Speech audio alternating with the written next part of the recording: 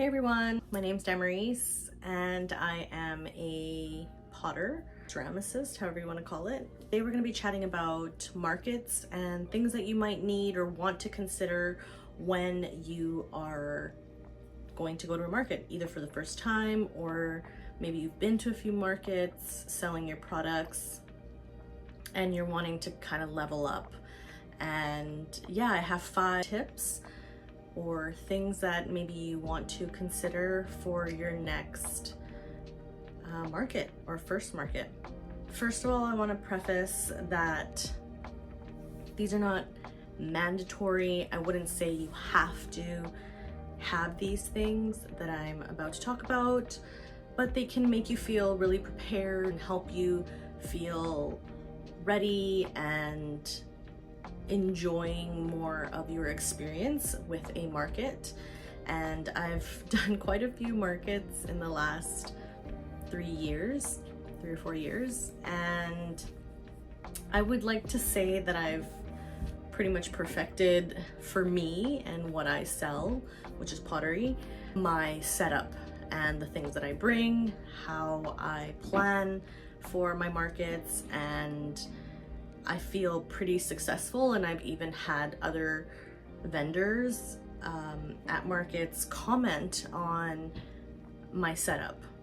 I do have my husband, Sal, that helps me set up and tear down, but ultimately I make sure that I have all these things, and it has made a huge difference in my experience in a market. But yeah, again, depending on what you're selling, some of these are specific to what I sell, which is pottery, and it does take up a lot of space. They are heavy, so I'm considering the things that I have to need to be sturdy, need to be easy to move around and things like that, versus if you have other things that you might sell, which like prints or maybe much smaller items, you might not need to consider as many of these things. I tried to be as general as possible, just so that it is kind of something that you can think about and work into the items that you sell, and also not just for your experience, but so that the customer has a great experience as well purchasing those things from you. So let's get right into it. Number 1, and probably the most important, is a way for a customer to pay for the items that you are purchasing. So either a POS system, cash, and change. POS stands for point of sale. So a program or a system that can make you put in the product, you can charge through there, and it makes it easy to track. So I personally use Square, not sponsored. I have been using them pretty much the entire time that I've been doing markets. I love Square, super easy to use.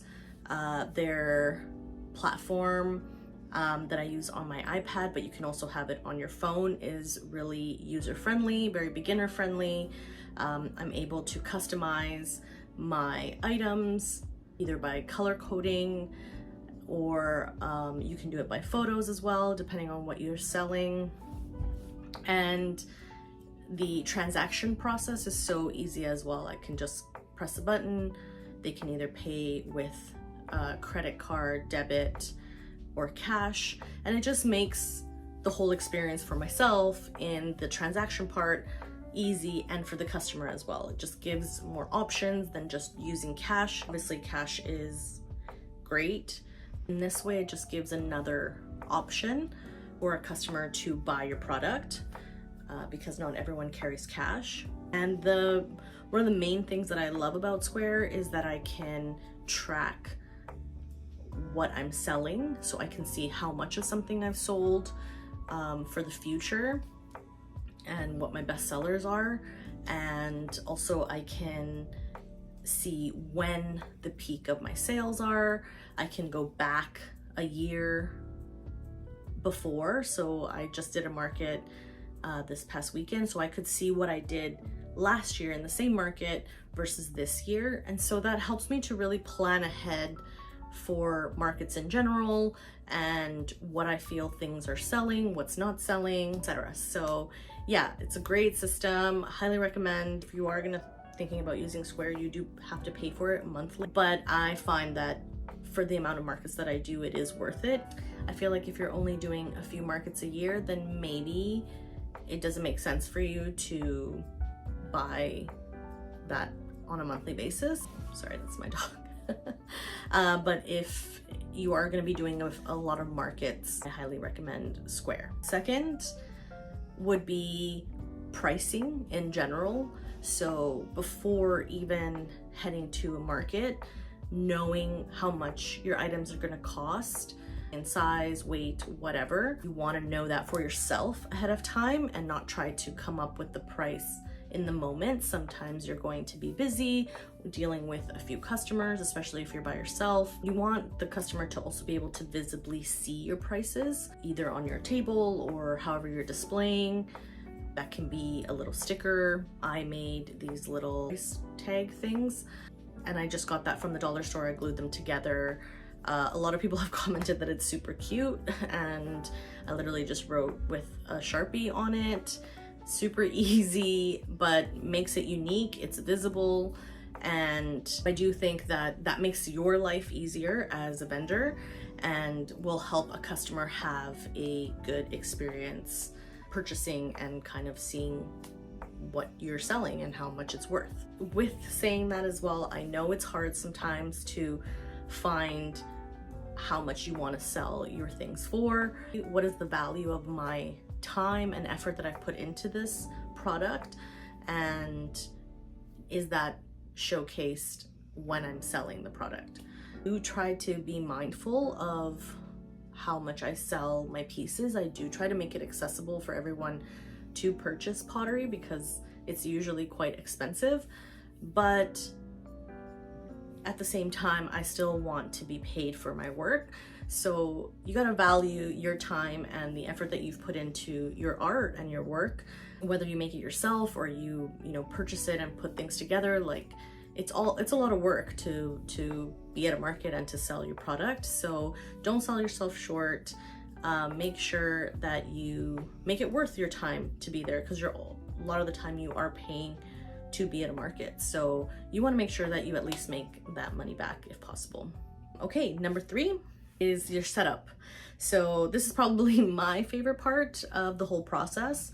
I have a pretty distinctive setup. I have a sign that has my name on it, my logo. I do usually have one table. Sometimes if my space is bigger or if I'm doing outdoor markets, I will have 2 tables, and I have these little stands to kind of create different elevations for my pottery.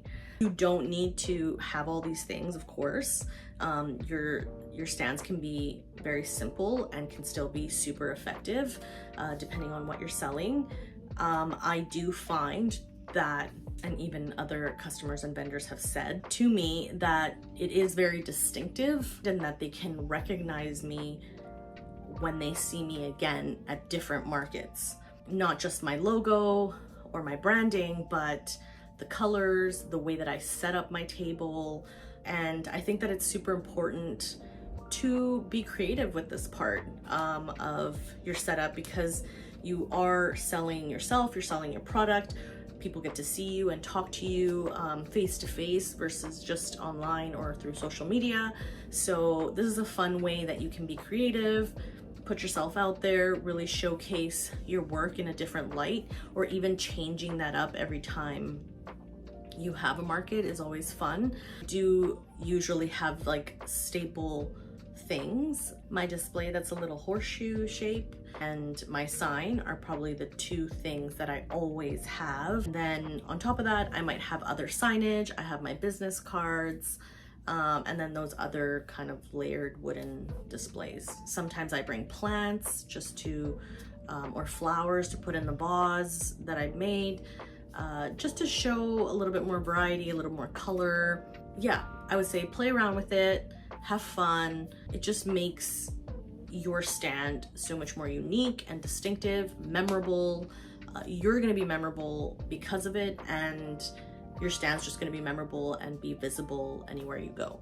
I like making displays in general and setting up my table, so this make a difference when you sell stuff, but also just another way for you to be creative and show your work. Okay, number 4, I would say very important is a way that you're going to be carrying things in and out of where your market is, whether you're outside, if you're indoors, you're not gonna be able to pull up your car right to where your spot is. My pieces and my work is heavy, like I mentioned, and there's a lot of it, so it does take up a lot of space. Something to think about just to make your life easier, a wagon you can also like take up and down a ramp, or at least like, you know, come to stairs and then carry it into a building. Just makes it so much more accessible for you to get your work and your stuff where you need to. The way that you're going to transport your stuff is so important, so that it's not going to break or get folded or bent. Super key. Okay, so last tip, trick, whatever you want to call it. This is more specific for outdoor markets. I highly recommend for you to have a tent, or like one of those kind of canopy things. It doesn't have to be fully enclosed. Just something to protect you from the elements, your products from the elements. Just makes you more comfortable, also gives a little bit of comfort for the customers coming to buy your products. They can kind of get away from the elements as well. And then with a tent, I would highly recommend that you get the sandbags to hold your tent in place. The tents are usually much taller, so if a wind blows, a gust of wind comes, it just will take your tent with it. And thankfully, like my table and like other things that I have are heavy. I don't have to worry about that blowing away in the wind, but the tent is the lightest thing that kind of like stands up high. So the sandbags, so huge. Just something to think about when you're outside. You just don't know what it's going to be like. Maybe one second it's sunny, the next it's raining, and you don't want to be stranded where you're going to need to pick up your stuff and leave because you weren't prepared. So yeah, tent, sandbags, chairs are always great, whether you're indoor or outdoor. You just want to have a place to like sit for a second. Standing is kind of hard, and not all, like every second of the day there will be someone in front of your booth. Unless there is, then that's amazing. But you know, taking a little like second to sit, drink some water, you know, just kind of settle or whatever, just rest your legs, I find super beneficial, because you're gonna be putting out so much energy. So you just want to be able to like give yourself a second, take a little break. If you do have other things like prints or other little stands, maybe having some weights that will hold that down, I recommend as well. Yeah, those are my 5 tips, tricks for you being able to get out there and sell your stuff at a market. Little bonus, try to plan to bring some snacks, some water, some drinks, because you're going to be there for a while. Normally markets are like 4 to 8 hours depending on what market you're doing, especially if you're outside and it's, you know, summertime. You just want to be able to like have a snack. You might not always be able to get away from your table, so just kind of prepare to be there, you know, and you don't want to be starving. You're just not gonna be able to like be, you know, your most comfortable, like fun self if you're hungry or dehydrated. It's like such a huge difference that you can feel a little bit satiated prior to having to continue to talk. Yeah, that's my bonus, probably most important tip, to kind of keep yourself hydrated and feeling good. And just have fun. I mean, you're at a market, such a great time to meet other vendors, other creatives, artists, entrepreneurs. I always chat with the people that are like next to me. I find that it's such a good experience to see how they do things, you know, talk about their passion for their art and work that they're doing. And then also, it's always nice when you need to use the washroom or just get away, even to grab a bite or something else, that they can watch your table for you. It's always nice that you can kind of build that camaraderie.